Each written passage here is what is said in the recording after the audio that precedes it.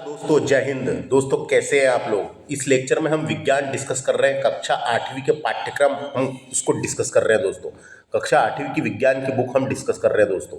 Competition exam को ध्यान में रखते हुए डिस्कस किया जा रहा है दोस्तों। ये लेक्चर में हम चैप्टर नंबर 6 को डिस्कस करेंगे, जिसका नाम है दहन और ज्वाला। दहन और ज्वाला के बारे में डिस्कस करेंगे दोस्तों। नोट्स से डिस्कस करेंगे। बुक में कुछ ज़्यादा लिखा रहता है, हम काम काम का एनसीईआरटी की नोट्स बनी हुई थी मेरी, उससे डिस्कस करेंगे। राइटिंग थोड़ी सी अच्छी नहीं है, लेकिन कोई दिक्कत नहीं है दोस्तों। मैं बाकी सारी चीज़ों को एक्सप्लेन करने की कोशिश करूँगा। यह लेक्चर मेरे द्वारा डिस्कस किया जा रहा है। My name is Vikram Khandelkar. आइए शुरू करेंगे। कक्षा 8वीं का एनसीईआरटी समरी की नोट्स है, चैप्टर नंबर 6 है, जिसका नाम है दहन और ज्वाला। दहन और ज्वाला। दहन का मतलब होता है कंब्यूशन। तो दहन एक रासायनिक प्रक्रिया है जिससे कोई पदार्थ ऑक्सीजन के साथ प्रतिक्रिया करके ऊष्मा और प्रकाश उत्पन्न करता है, और इस प्रक्रिया में दिखने वाली चमक को ज्वाला कहते हैं, फ्लेम ज्वाला कहते हैं। तो समझ में आ गया दोस्तों। ये दहन और ज्वाला के बारे में अपन पढ़ेंगे। तो दहन एक रासायनिक प्रक्रिया है जिसमें कोई पदार्थ ऑक्सीजन के साथ प्रतिक्रिया करके ऊष्मा और प्रकाश उत्पन्न करता है, और इस प्रक्रिया में दिखने वाली चमक को ज्वाला या फ्लेम कहते हैं। उसी को कहते हैं ज्वाला या फ्लेम कहते हैं। तो वही यहाँ पे डेफिनेशन लिखी हुई है बुक में। दहन एक रासायनिक प्रक्रम जिसमें पदार्थ ऑक्सीजन से अभिक्रिया कर ऊष्मा देता है ना। बिना ऑक्सीजन से नहीं लगती आग जो है, बिना ऑक्सीजन से नहीं लगती। जिस पदार्थ का दहन होता है उसे दह कहलाता है। दह कहलाता है, जिस पदार्थ का दहन होता है उसको दह कहलाता है। इसमें ईंधन, इसे ईंधन भी कहते हैं। इसे ईंधन भी कहते हैं दोस्तों। जो पदार्थ होता है दह जिसको बोलेंगे उसे ईंधन भी कहते हैं। ईंधन ठोस हो सकता है, द्रव्य हो सकता है और गैस हो सकता है। तो ईंधन जो है कैसे कैसे हो सकता है, एक तो ठोस हो सकता है, एक द्रव्य भी हो सकता है, एक गैस भी हो सकता है। कभी कभी दहन के साथ ज्वाला के रूप में अथवा एक लौ के रूप में प्रकाश भी उत्पन्न होता है। प्रकाश भी उत्पन्न होता है, ये पता होना दोस्तों, ये पता होना। तो समझ में आ गया। उसके बाद नेक्स्ट फैक्ट है, सूर्य से ऊष्मा और प्रकाश नाभिकीय अभिक्रियाओं द्वारा उत्पन्न होता है दोस्तों। कौन सी प्रक्रिया? नाभिकीय अभिक्रियाओं द्वारा उत्पन्न होता है, जिसे नाभिकीय संलयन कहते हैं। नाभिकीय संलयन कहते हैं। नाभिकीय संलयन कहते हैं। कभी पूछा सूर्य में ऊर्जा का स्रोत क्या है, तो नाभिकीय संलयन है। वह प्रक्रिया है जिसके तहत छोटे छोटे परमाणु नाभिकीय मिलकर, यानी दो छोटे छोटे परमाणु नाभिकीय मिलकर एक बड़ा नाभिक बनाते हैं। यह विखंडन के विपरीत है। जैसे विखंडन की प्रक्रिया होती है वैसी नहीं है, उसके विपरीत है, जिसमें एक बड़ा नाभिक दो नाभिकों में विभाजित हो जाता है। इसमें एक बड़ा नाभिक दो नाभिकों में विभाजित हो जाता है। प्रत्येक मामले में ऊर्जा मुक्त होती है। प्रत्येक मामले में ऊर्जा मुक्त होती है। ऊर्जा की यह रिहाई है, ये बताया था अल्बर्ट आइंस्टाइन ने। आइंस्टाइन के द्रव्यमान ऊर्जा तुल्यता के सिद्धांत पर आधारित है दोस्तों, है ना। जो अपन ने अल्बर्ट आइंस्टाइन ने जो इक्वेशन दिया था E=mc², उस पर आधारित है, उस पर आधारित है। तो नाभिकीय संलयन की प्रक्रिया के द्वारा ऊर्जा उत्पन्न होती है। सूर्य में पूछा जाते रहता है। नेक्स्ट है, कंबल से आग बुझ जाती है, उसमें ऑक्सीजन की कमी आ जाती है। तो कंबल लपेटने में आग क्यों बुझ जाती है, ये पूछा गया है, बताया गया है। तो कंबल से आग बुझ जाती है क्योंकि कंबल आग को जलने के लिए आवश्यक ऑक्सीजन की आपूर्ति बाधित कर देता है। आपूर्ति बाधित कर देता है, जिससे आग बुझ जाती है। ऑक्सीजन की कमी कर देता है, इसलिए आग बुझ जाती है। तो क्वेश्चन पूछता है कई बार, आग को जलाने के लिए ऑक्सीजन की आवश्यकता होती है, और कंबल से लपेटने पर आग के आसपास ऑक्सीजन की मात्रा कम हो जाती है, जिससे आग बुझ जाती है। जिससे आग बुझ जाती है। तो ये पूछता है क्यों बुझ जाती है करके। वहाँ न्यूनतम ताप जिस पर कोई पदार्थ जलने लगता है उसे ज्वलन ताप कहते हैं। उसे क्या कहते हैं? ज्वलन ताप कहते हैं, ये पता होना। वह न्यूनतम ताप जिस पर कोई पदार्थ जलने लगता है उसे ज्वलन ताप कहते हैं। जो न्यूनतम ताप जिस पर कोई पदार्थ जलने लगता है उसे ज्वलन ताप कहते हैं। 5000 से अधिक वर्ष पूर्व क्या होता था? प्राचीन मिस्र में गंधक में डुबाए द्वारा चीड़ की लकड़ी के छोटे छोटे टुकड़े माचिस की तरह उपयोग किए जाते थे। गंधक एक रासायनिक तत्व होता है जिसको सल्फर भी कहते हैं। गंधक को सल्फर भी कहते हैं। तो यह एक अत्यधिक तत्व होता है जिसका इस्तेमाल इसका प्रतीक S होता है सल्फर का, और पीले रंग का, और ज्वलनशील होता है। ये गंधक का इस्तेमाल रसायन और वैधक में होता है दोस्तों। तो क्या हुआ था? 5000 साल पहले प्राचीन मिस्र में गंधक में डुबाए गए चीड़ की लकड़ी के छोटे छोटे टुकड़े माचिस के रूप में प्रयोग किया जाता था।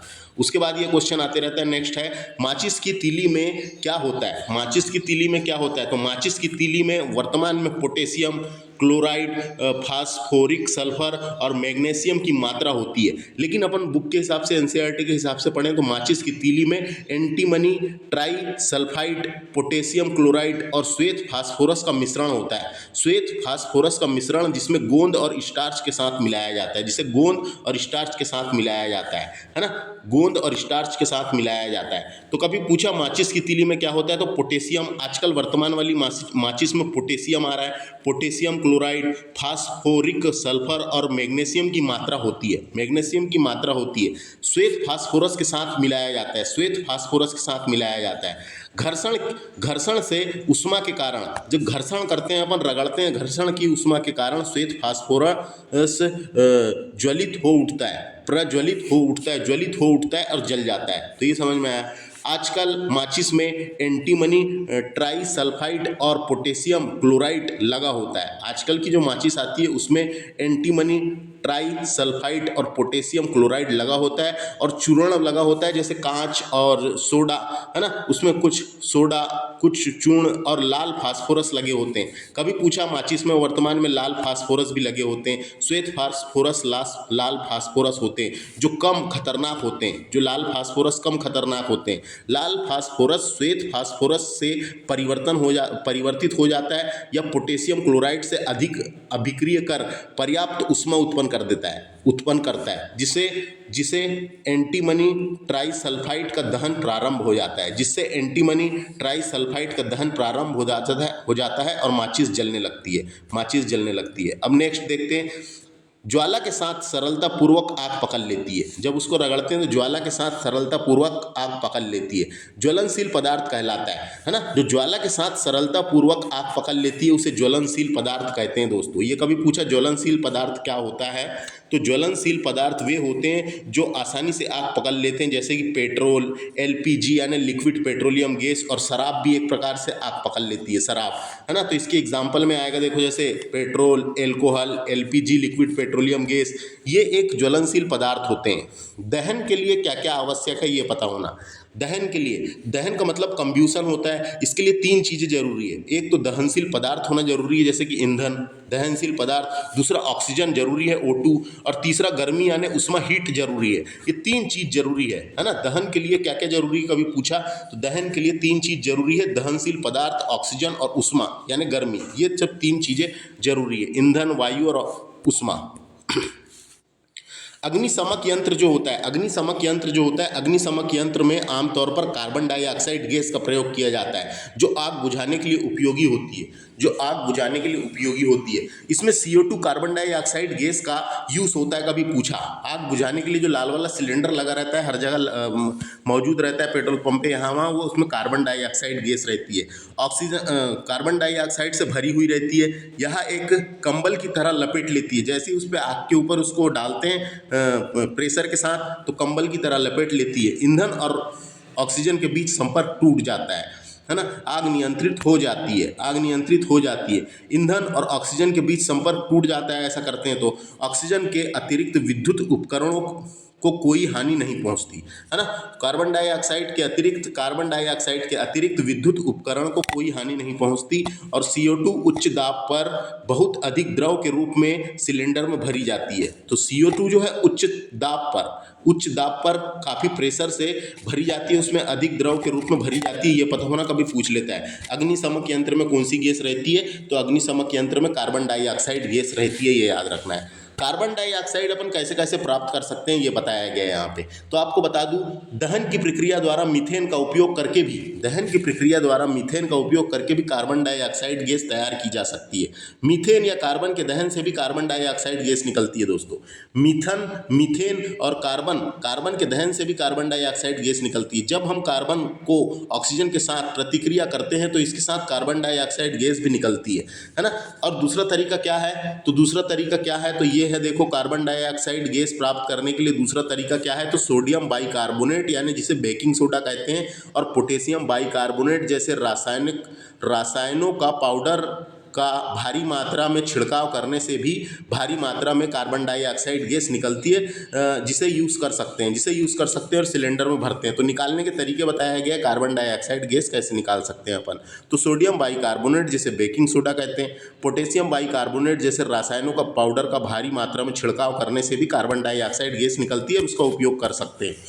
नेक्स्ट है फास्फोरस जैसे कुछ पदार्थ। फास्फोरस जैसे कुछ पदार्थ जो कमरे के ताप पर वायु में जल उठते हैं दोस्तों, कमरे के ताप पर वायु में जल उठते हैं, ये पता होना दोस्तों। तो इस प्रकार का दहन तीव्र दहन कहलाता है। फास्फोरस जैसे कुछ पदार्थ जो है कमरे के ताप पर वायु में जल उठते हैं। इस प्रकार दहन जिसमें पदार्थ बिना किसी प्रत्यक्ष कारण से अचानक लपटों के कारण जल उठता है ना, उसे स्वतः जलन कहते हैं। ये कई बार खतरनाक होता है, इसलिए तो ये समझ में आ गया। कभी ऐसा क्वेश्चन आता है, फास्फोरस जैसे कई पदार्थ जो कमरे के ताप पर वायु में जल उठते हैं, ये पता होना है ना, ये पता होना। इसी कारण क्या होता है, इसी कारण फास्फोरस एक बहुत सक्रिय अधातु है दोस्तों। वायु में खुला रखने पर आग पकड़ लेती है, इसलिए इसे जल में रखा जाता है। कहाँ रखा जाता है? इसलिए इसे जल में रखा जाता है, ये पता होना। अब बात करते हैं अपन ज्वाला की। ज्वाला क्या होता है? ज्वाला या लौ भी बोलते हैं इसको, दहन के दिखाई देने वाला गैसी अवयव है दोस्तों, गैसी अवयव है। ज्वाला आग का दिखने वाला गैसी भाग होता है जिसे दहन कहते हैं। बर्निंग के दौरान होती है दोस्तों। यह ईंधन जलकर ऊष्मा और प्रकाश भी उत्पन्न करता है। जब इसको जलता है तो ईंधन और प्रकाश भी उत्पन्न करता है। दहन के समय जो पदार्थ वाष्पित होता है वे ज्वाला का निर्माण करता है दोस्तों, दहन के साथ जो पदार्थ वाष्पित होता है वो ज्वाला का निर्माण करता है। एग्जाम्पल के लिए मिट्टी का तेल, पिघली हुई मोमबत्ती यानी मोमबत्ती जलती हुई साथ ही ऊपर उठता है। दहन के समय वाष्पित होकर ज्वाला का निर्माण होता है। जैसे कोयला वाष्पित होकर ज्वाला नहीं बनता, ये पता रहना चाहिए। कोयला जो है, कोयला वाष्पित होकर ज्वाला नहीं बनता, वो जलते रहता है बस, तो ये पता रहना चाहिए, कोयला वाष्पित होकर ज्वाला नहीं बनता, है ना। अब बात करते हैं अपन, देखो ज्वाला का अदीप्त क्षेत्र का ताप बहुत अधिक होता है दोस्तों। ज्वाला का जो अदीप्त क्षेत्र होता है उसका ताप बहुत अधिक होता है, जिसे नॉन ल्यूमिनियस कहते हैं। नीले रंग का बाहरी क्षेत्र होता है, ये नीले रंग का बाहरी क्षेत्र होता है ना। तो कभी क्वेश्चन पूछा जा सकता है, एक बार पूछा था कि गैस लव का सबसे गर्म भाग कौन सा कहलाता है, तो नीले रंग का कहलाता है दोस्तों। कौन सा कहलाता है? गैर चमत्कारी क्षेत्र जो होता है, गैर चमत्कारी क्षेत्र का मतलब नॉन ल्यूमिनियस कहते हैं जिसको।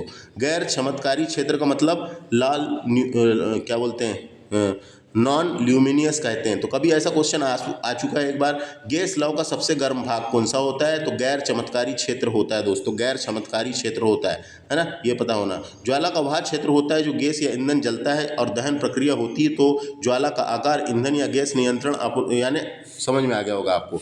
तो देखो यहाँ पे एक डायग्राम बना के मोमबत्ती का बनाया गया है ना। तो देखो ये मोमबत्ती जल रही है, तो ये सबसे बाहरी क्षेत्र जो होता है ये नीले रंग का होता है, ये बाहर क्षेत्र सबसे गर्म होता है। जो बाहर क्षेत्र सबसे गर्म होता है इसे ही नॉन ल्यूमिनियस क्षेत्र कहते हैं दोस्तों, है ना। नॉन ल्यूमिनियस यानी गैर चमत्कारी क्षेत्र कहते हैं, नीले रंग का होता है। जो अंदर होता है कम ताप वाला वो पीले रंग का होता है, जो कम ताप वाला होता है, कम गर्म होता है, वो पीले रंग का होता है। एक आंतरिक भाग होता है जो काले रंग का होता है, आंतरिक क्षेत्र सबसे कम गर्म होता है, आंतरिक क्षेत्र जो है सबसे कम गर्म होता है। और बीच वाला होता है, ये बीच वाला पीले रंग का होता है, अंदर वाला काले रंग का होता है ना। सोनार जो है, सोनार कई बार आप देखे होंगे, सोनार आग को फूंककर सबसे बाहरी भाग का उपयोग करता है। आग को फूंककर सबसे बाहरी भाग का उपयोग करता है क्योंकि वो सबसे ज़्यादा गर्म होती है, तो आग को फूंककर सबसे बाहरी भाग का उपयोग करता है। जैसे अपन गैस बेल्टिंग कराने जाते हैं तो आपने देखा होगा नीले रंग की दिखती है ना, नीले रंग की दिखती है और गैस बेल्टिंग में नीले रंग दिखाई देता है, सबसे बाहरी भाग का प्रयोग होता है दोस्तों, सबसे बाहरी भाग का प्रयोग होता है ना। तो एलपीजी गैस की लौ नीले रंग के होने का सीधा सा साइंस ये है दोस्तों कि दरअसल एलपीजी में कार्बन की मात्रा कम होती है और यह पूरी तरह से जलने के लिए कार्बन डाइऑक्साइड गैस और H2O का निर्माण करती है, इस वजह से इसका रंग नीला होता है। तो नीला होता है, नीले क्षेत्र का प्रयोग किया जाता है। वेल्डिंग करते हैं, जब अपन ने देखे होंगे वेल्डिंग करते होंगे, या फिर अपने अंदर घर में जो गैस होती है वो नीले रंग की दिखाई देती है। तो क्यों दिखाई देती है मैंने बता दिया आपको। अब बात ये याद रखना, कभी कभी ऐसे क्वेश्चन आ जाते हैं ये, है ना। उसके बाद ईंधन क्या होता है, तो ईंधन क्या होता है, है ना। तो वेल्डिंग वाला समझ में आया कि गैस वेल्डिंग, वेल्डिंग में मुख्य रूप से ऑक्सीजन और एसिलिटीन का उपयोग ईंधन गैस के रूप में किया जाता है दोस्तों।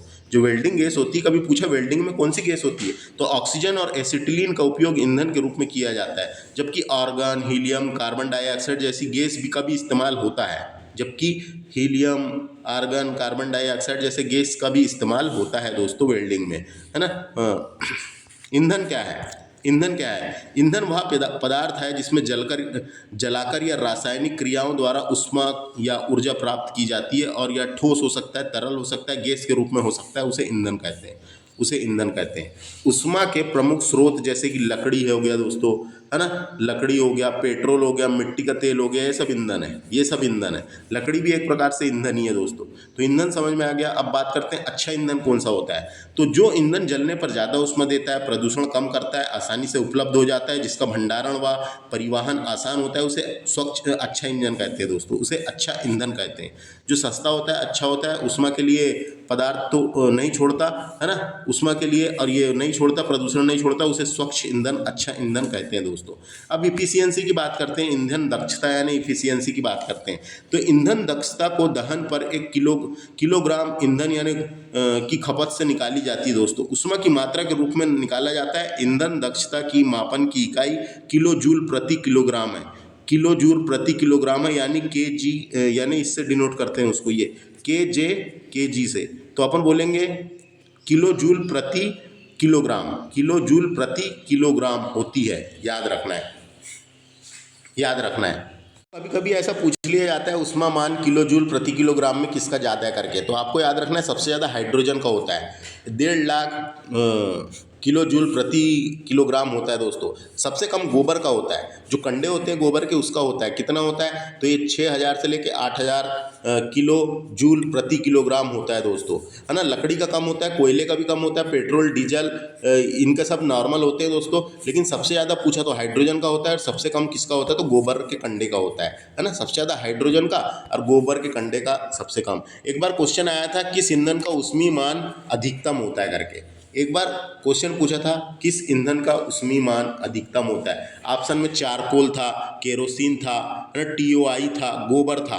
तो सबसे अधिक होता है पूछा, तो ऑप्शन के हिसाब से रहना है अपने को। ऑप्शन के हिसाब से केरोसिन सही था, उसमें ऑप्शन के हिसाब से केरोसिन सही था, है ना। सबसे अधिक किसका होता है, तो ऑप्शन दे सकता है ना, जैसे कि दे सकता है चारकोल, केरोसिन, गोबर, तो केरोसिन का सबसे ज़्यादा है।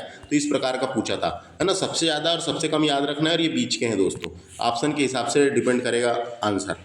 ईंधन के दहन से कार्बन डाइऑक्साइड गैस निकलती, कभी क्वेश्चन पूछा। ईंधन के दहन से मुख्य रूप से कार्बन डाइऑक्साइड गैस निकलती है, लेकिन अपूर्ण दहन, इनकम्प्लीट कम्बिनेशन की स्थिति में कार्बन मोनोऑक्साइड निकलती है दोस्तों। तो यहाँ वही लिखा हुआ है देखो, ईंधन के दहन से कार्बन डाइऑक्साइड गैस निकलती है, वायु में कार्बन डाइऑक्साइड गैस निकलती है, जिससे ग्लोबल वार्मिंग का कारण होता है। जो ग्लोबल वार्मिंग का कारण है वो यही है, कार्बन डाइऑक्साइड दोस्तों। ईंधन के अपूर्ण दहन से कार्बन मोनोऑक्साइड गैस निकलती, कभी पूछा जा सकता है। ईंधन के अपूर्ण दहन का मतलब इनकम्प्लीट कंब्यूशन से की स्थिति में कार्बन मोनोऑक्साइड, जिसे CO कहते हैं, कार्बन मोनोऑक्साइड गैस निकलती है, याद रखना है, कार्बन मोनोऑक्साइड, है ना। ईंधन के दहन से कार्बन डाइऑक्साइड और अपूर्ण दहन से कार्बन मोनोऑक्साइड। कोयला और डीजल के दहन से सल्फर डाइऑक्साइड गैस निकलती है दोस्तों, है ना। कभी पूछा, कभी ऐसा भी क्वेश्चन आ सकता है, बंद कमरे में कोयला जलने से कौन सी गैस निकलती है ना। तो बंद कमरे में कोयला गैस जलने से कार्बन मोनोऑक्साइड गैस निकलती है। बंद कमरे की बात हो रही है, बंद कमरे में कोयला जलने से कार्बन मोनोऑक्साइड गैस निकलती है दोस्तों, कार्बन मोनोऑक्साइड में परिवर्तित हो जाती है वो। कोयला और डीजल के दहन से सल्फर डाइऑक्साइड गैस निकलती है, ये याद रखना है ना।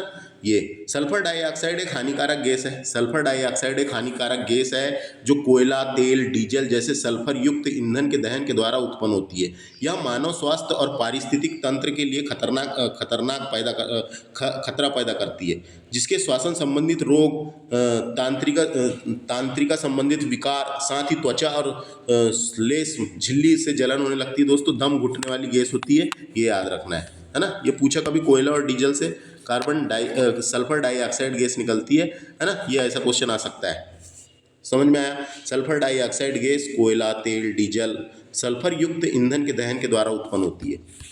नेक्स्ट है पेट्रोल इंजन नाइट्रोजन का गैस ही ऑक्सीजन छोड़ते हैं दोस्तों, ये पता होना। पेट्रोल जलने पर मुख्य रूप से कार्बन डाइऑक्साइड गैस, है ना, और साथ ही कुछ मात्रा में कार्बन मोनोऑक्साइड गैस और नाइट्रोजन ऑक्साइड गैस भी निकलती है, इसलिए नाइट्रोजन गैस ही ऑक्साइड छोड़ती लिखा है ना। तो पेट्रोल दहन से, पेट्रोल जलने पर कार्बन डाइऑक्साइड गैस, उसके अलावा कार्बन मोनोऑक्साइड गैस और कार्बन नाइट्रोजन ऑक्साइड गैस निकलती है, तो नाइट्रोजन ऑक्साइड याद रखना है। उसके बाद सल्फर और नाइट्रोजन के ऑक्साइड वर्षा जल में घुल जाते हैं और अम्ल बनाते हैं दोस्तों, ऐसे इसको अम्ल वर्षा कहलाता है, वो अम्ल वर्षा कहलाता है। अम्लीय वर्षा मुख्य रूप से सल्फर डाइऑक्साइड जिसे SO2, है ना, और NO2 यानी नाइट्रोजन ऑक्साइड जैसी गैसों के कारण बनती है, जो वायुमंडल में पानी के अणुओं के साथ मिलकर अम्ल बनाते हैं, अणुओं के साथ मिलकर अम्ल बनाते हैं। कभी पूछा वर्षा अम्ल वर्षा का कारण, तो SO2 प्लस NO2, है ना, ये समझ में आ गया। अम्लीय वर्षा के मुख्य कारण है सल्फर डाइऑक्साइड, नाइट्रोजन ऑक्साइड जैसी गैसों के कारण बनती है, जो वायुमंडल में पानी के अणुओं के साथ मिलकर अम्ल बनाती है ना। अम्ल वर्षा के कारण ताजमहल के अंदर पीला परत जमती जा रही है, जो अम्ल वर्षा का कारण है दोस्तों, जो अम्ल वर्षा का कारण है। ताजमहल के अंदर पीलापन मुख्य रूप से प्रदूषण और अम्लीय वर्षा एसिड रेन के कारण हो रहा है, जिसमें सल्फर डाइऑक्साइड एक प्रमुख कारक है, जिसमें सल्फर डाइऑक्साइड SO2 प्रमुख कारक है, ये पता होना, है ना। जो पीला पड़ते जा रहा है वो अम्ल वर्षा के कारण। इसी कारण मोटर वाहनों में CNG गैस का उपयोग किया जा रहा है, जिसे कॉम्प्रेस्ड नेचुरल गैस कहते हैं। संपीड़ित प्राकृतिक गैस का उपयोग किया जा रहा है दोस्तों। CNG को संपीड़ित किया जाता है ताकि ड्राइविंग सीमा को बढ़ाने के लिए आपको वाहन में पर्याप्त ईंधन जमा हो सके, है ना। CNG ईंधन का उपयोग करके ही डीजल और गैसोलीन वाहनों में परिवर्तित कर दिया जा रहा है। जैसे जहाँ जहाँ प्रदूषण बहुत ज़्यादा होता है, जैसे दिल्लियों में CNG गैस से ऑटो चल रही है, तो उससे कम प्रदूषणकारी गैस है दोस्तों, एक प्रकार की CNG, है ना। CNG सल्फर और नाइट्रोजन के अगासी का उत्पादन कम करती है दोस्तों, है ना। सल्फर और नाइट्रोजन के अगासाई का उपयोग कम करती है। यह एक स्वच्छ ईंधन है। कभी पूछा इनमें से कौन सा स्वच्छ ईंधन है, ऑप्शन में CNG देगा तो CNG लगाना है, ऑप्शन में CNG देगा तो CNG लगाना है। CNG का फुल फॉर्म होता है कॉम्प्रेस्ड नेचुरल गैस, है ना, होता है दोस्तों। प्राकृतिक गैस है, वाहन प्राकृतिक गैस बोलते हैं इसको, तो CNG का उपयोग किया जा रहा है। जैसे कोयला हो गया, डीजल हो गया, पेट्रोल के दहन से उत्पन्न सल्फर और नाइट्रिक के ऑक्साइड अम्ल वर्षा बनाते हैं। कभी पूछा क्यों बनाते हैं, तो सल्फर और नाइट्रोजन के ऑक्साइड अम्ल वर्षा उत्पन्न करते हैं, जो फसलों, भवनों और मृदा के लिए हानिकारक है, दोस्तों, है ना। तो CNG जैसी संपीड़ित प्राकृतिक गैस जो एक स्वच्छ ईंधन होता है, पेट्रोल और डीजल की तुलना में कम प्रदूषणकारी होता है, इसलिए CNG का उपयोग किया जा रहा है। CNG एक स्वच्छ ईंधन है दोस्तों, है ना। ईंधन के दहन से, यहाँ पे लिखा हुआ है कोयला, डीजल, पेट्रोल के ईंधन के अपूर्ण दहन से विषैली गैस कार्बन मोनोऑक्साइड गैस निकलती है ना, और वायु में कार्बन डाइऑक्साइड की बड़ी मात्रा को विश्व ग्लोबल वार्मिंग का कारण बताती है।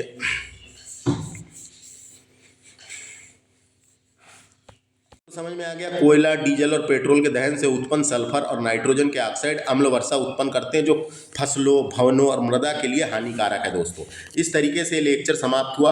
हो सकता है कुछ जानकारी आपको समझ में आई हो, कुछ नहीं आई हो, राइटिंग बिल्कुल भी अच्छी नहीं है, बाकी सब चीज़ को मैंने समझाने की कोशिश किया हूँ। यहाँ से क्वेश्चन पूछ लिए जाते हैं दोस्तों, कौन सी गैस निकलती, क्या निकलती, इस प्रकार का। इस लेक्चर में इतना ही, मिलते हैं नेक्स्ट लेक्चर में, चैप्टर नंबर 7 डिस्कस करेंगे, है ना। तो आइए शुरू करते हैं। पौधों और जानवरों का संरक्षण हम नेक्स्ट लेक्चर में डिस्कस करेंगे। थैंक्स फॉर वाचिंग दोस्तों। प्रीवियस लेक्चर्स देखने के लिए मेरे चैनल को विजिट कर सकते हैं। धन्यवाद।